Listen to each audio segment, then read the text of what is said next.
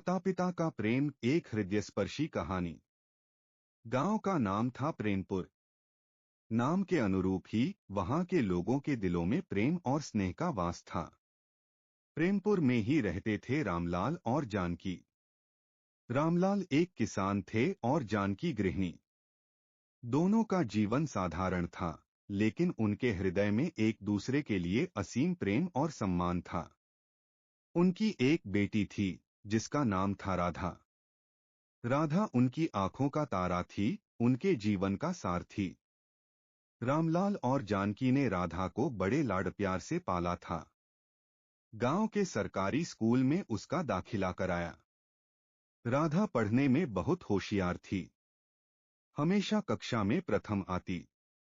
रामलाल और जानकी को अपनी बेटी पर गर्व था। वे अक्सर गांव के लोगों से राधा की बुद्धिमानी और पढ़ाई लिखाई की बातें करते थे। रामलाल दिन रात खेतों में मेहनत करते थे ताकि राधा को अच्छी शिक्षा दिला सकें। जानकी घर और खेत दोनों का काम संभालती थी।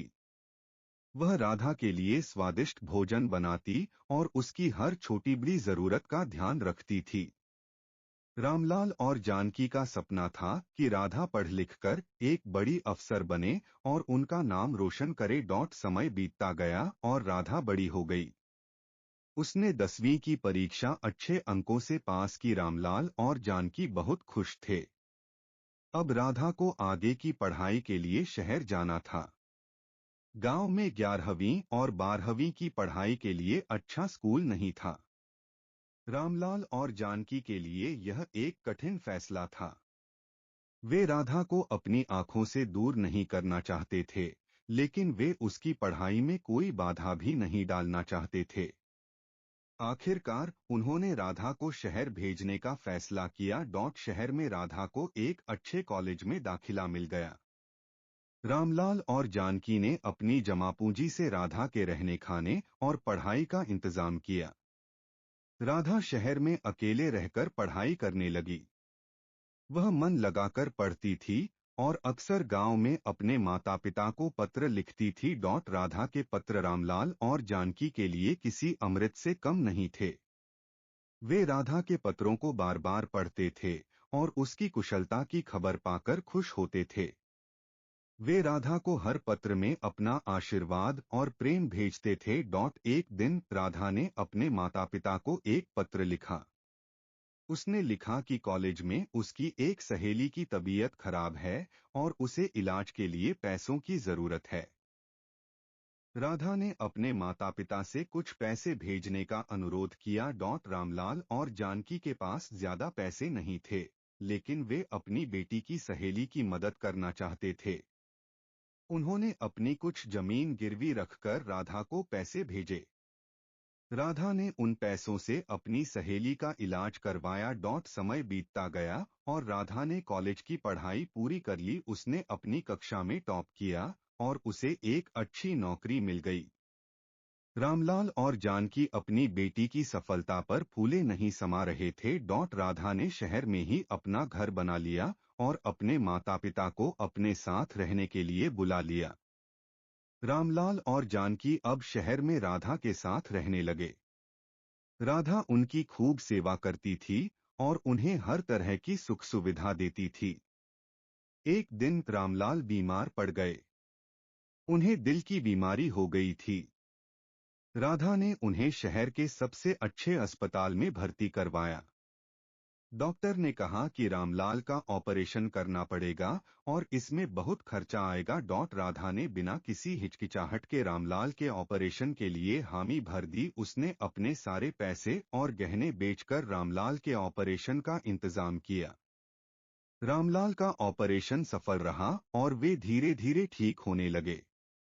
जानकी ने राधा से कहा, बेटी, तुमने हमारे लिए इतना कुछ किया है, हम तुम्हारे ऋणी हैं। राधा ने अपनी माँ के गले लगकर कहा, माँ, आपने और पिताजी ने मेरे लिए जो कुछ भी किया है उसके सामने यह कुछ भी नहीं है। आप दोनों मेरे जीवन का आधार हैं। रामलाल और जानकी ने राधा को आशीर्वाद दिया और कहा, बेटी, तुम हमेशा खुश रहो। भगवान तुम्हें हर खुशी दे। रामलाल और जानकी अब राधा के साथ खुशी खुशी रहने लगे। राधा ने अपने माता पिता की हर इच्छा पूरी की और उन्हें कभी किसी चीज की कमी नहीं होने दी। एक दिन राधा को अपने ऑफिस से एक जरूरी काम के लिए विदेश जाना पड़ा। उसने अपने माता पिता को अपने एक रिश्तेदार के घर छोड़ दिया। राधा ने अपने रिश्तेदारों को रामलाल और जानकी का अच्छी तरह से ख्याल रखने के लिए कहा। राधा विदेश चली गई, लेकिन उसका मन हमेशा अपने माता पिता के साथ लगा रहता था। वह हर रोज अपने माता पिता को फोन करती थी और उनकी कुशलता की खबर लेती थी। एक दिन राधा को अपने रिश्तेदारों से फोन आया। उन्होंने बताया कि जानकी की तबीयत खराब है और उन्हें अस्पताल में भर्ती करवाया गया है। राधा यह सुनकर बहुत परेशान हो गई।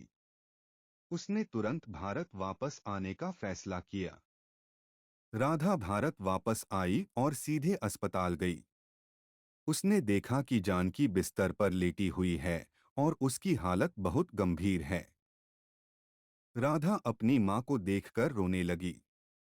जानकी ने कमजोर आवाज में कहा, बेटी तू आ गई, मैं तुझे देखना चाहती थी। राधा ने अपनी माँ का हाथ पकड़कर कहा, माँ मैं आपके साथ हूँ, आप ठीक हो जाएंगी। जानकी ने मुस्कुराते हुए कहा, बेटी मैंने अपनी जिंदगी में जो कुछ भी चाहा वह सब मुझे मिला। मुझे एक अच्छा पति मिला और एक अच्छी बेटी मिली। मैं अब शांति से मर सकती हूँ। जानकी ने राधा का हाथ थामे हुए अंतिम सांस ली। राधा अपनी माँ की मौत से टूट गई। वह बहुत रोई। रामलाल भी अपनी पत्नी की मौत से बहुत दुखी थे। राधा ने अपनी माँ का अंतिम संस्कार किया। उसने अपनी माँ की आत्मा की शांति के लिए प्रार्थना की। रामलाल और राधा दोनों अब अकेले रह गए थे। उन्होंने एक दूसरे को सहारा दिया और अपनी जिंदगी जीने का फैसला किया। राधा ने अपने माता पिता के सपनों को पूरा करने के लिए कड़ी मेहनत की। उसने अपने काम में सफलता हासिल की और एक सफल व्यवसायी बनी। उसने अपने माता पिता के नाम पर एक चैरिटेबल ट्रस्ट खोला जो गरीब बच्चों को शिक्षा और स्वास्थ्य सेवाएं प्रदान करता है। राधा ने अपने माता पिता के प्रेम और त्याग को कभी नहीं भुलाया।